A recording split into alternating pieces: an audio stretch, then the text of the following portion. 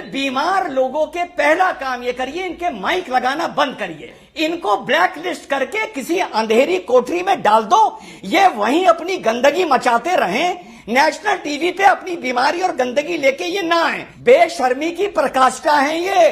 क्या डॉक्टर, क्या इंजीनियर, क्या मौलाना जाता है तो फिर अल्लाह ताला उसकी अकल को, उसके कानों को, उसकी आंखों को अंधा और बहरा कर देता है, फिर अच्छी बात उस पर असर नहीं करती। ये वो लोग हैं जिन पे अच्छी बात। नमस्कार, जय हिंद, वंदे मातरम। दोस्तों, स्वागत है आप सभी का हमारी एक नई धमाकेदार डिबेट वीडियो में। दोस्तों, आज की डिबेट वीडियो होने वाली है दिल्ली में हुए ब्लास्ट को लेकर के। डॉक्टर रिजवान अहमद ने साजिद रशीदी की बहुत ही बुरी तरह धुलाई की। इसके साथ ही न्यूज़ एंकर रूबिका लियाकत जी ने भी साजिद रशीदी को बहुत ही बुरी तरह धोया। तो हमारी इस वीडियो को लास्ट तक जरूर देखिएगा, क्योंकि वीडियो में बहुत ही ज़्यादा मजा आने वाला है। और अगर आप हमारे चैनल पर नए हैं तो हमें सब्सक्राइब करके सपोर्ट जरूर करें।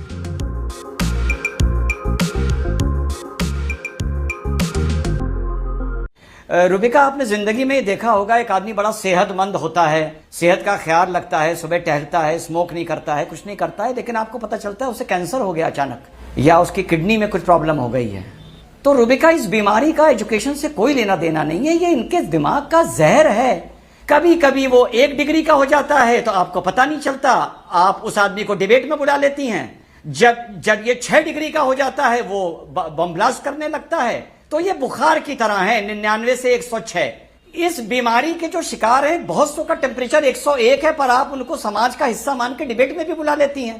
पर जब वो 108 होता है और बॉम्ब ब्लास्ट होता है, तब आप उसको आतंकी कहती हैं। बीमारी सबकी एक है।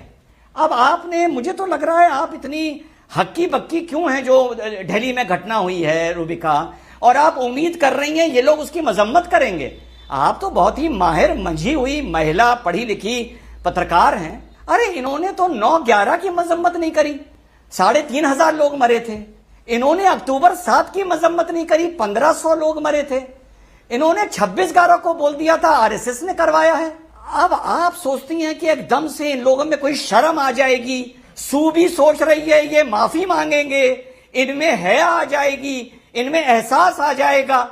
तो यार मेरे हिसाब से तो आप लोगों को इनके ऊपर और अध्ययन करना चाहिए, जैसे मैं अध्ययन पूरा कर चुका हूं। तो फिर क्या मैंने पीएचडी कर ली है इन लोगों के ऊपर। Then what does your PhD से, थीसिस क्या है? जी, ये सब एक है। किसी को 101 का बुखार है, किसी को 109 का बुखार है। आपके चैनल पर 101 वाले आते हैं जिनको आप चाय पिलाती हैं। हाँ। और आप 105 वाले को आतंकी घोषित करती हैं। बीमार ये सब हैं। नहीं तो क्या फिर पढ़ा इसका लिखा? क्या है? अरे रूबिका, ओसामा बिन लादेन क्या जाहिल था क्या? नहीं, मुझे ये बताइए इलाज क्या है फिर इसका। चलिए, आपने बीमारी, इलाज क्या है? इलाज ये है, हाँ इलाज ये है, थोड़ा सा आपको ये बुरा लगेगा, मुझे इतना आप परमिशन दे दीजिए। इन बीमार लोगों के पहला काम ये करिए, इनके माइक लगाना बंद करिए।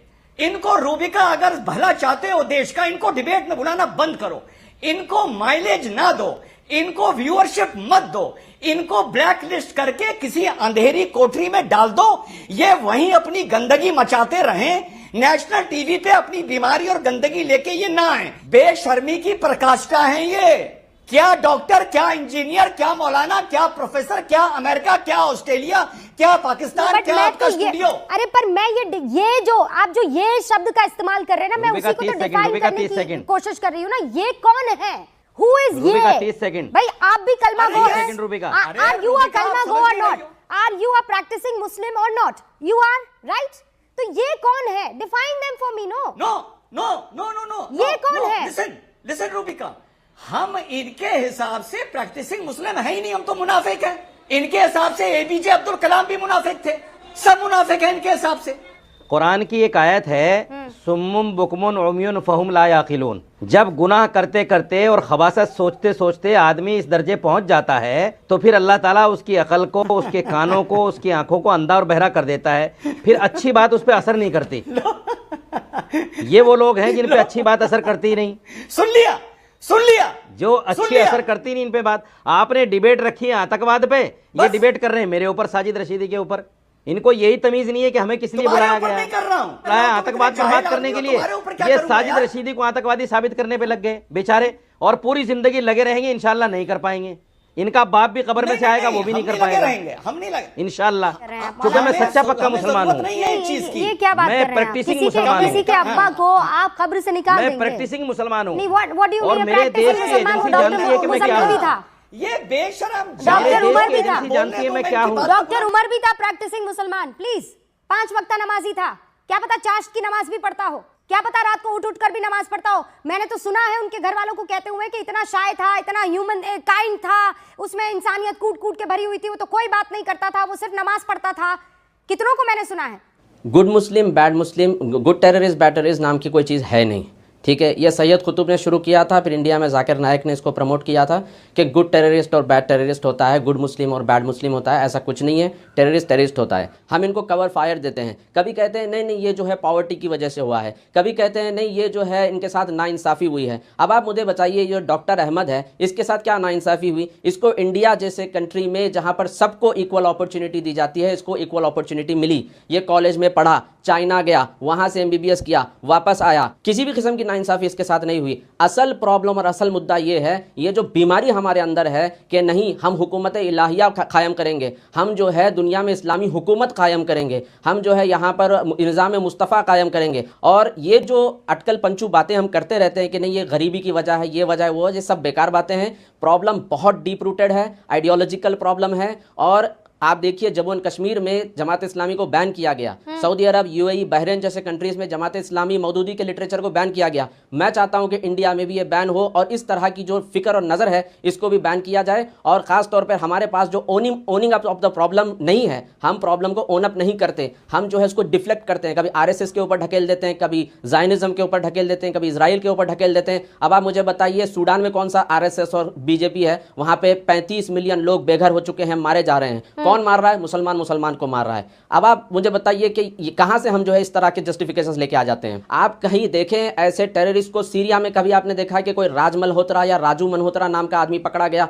कभी आपने ये देखा कि यूक्रेन में जो है कोई जॉन विक नाम का आदमी ऑस्ट्रेलिया से आकर लड़ रहा है? आपको कहीं ये नजर नहीं आएगा। अनफॉर्चुनेटली हम जनरलाइजेशन तो नहीं करेंगे, अक्सर मुसलमान अच्छी तबीयत के होते हैं, मगर ये प्रॉब्लम हमारे बीच में है और फिक्स हमको ही करना पड़ेगा। कोई बाहर से आके कोई फिक्स करने वाला नहीं है। सिख कम्युनिटी में भी खालिस्तानियों का प्रॉब्लम था, तो सिख रेजिमेंट इंडियन आर्मी में है जिन्होंने अपने ही बिरादरी के खिलाफ बंदूक उठाई है। मगर आप बताइए, बंदूक तो दूर के बाद हम हमारी बिरादरी के खिलाफ जबान तक नहीं खोलते हैं। नहीं, कैसे? वहां तो ब्रदरहुड आ जाता है ना। Rubika, I am coming across this gentleman, Mr. Parvez, for the first time, and what a pleasure it is to listen to him. ज़ाहक Tanveer, और बहुत oh, he's खुशी an हुई कि amazing, मुझे बात सुन। amazing human being, sir. Clear एकदम, Oh, wonderful, crystal wonderful, clear आदमी है wonderful, ये। wonderful.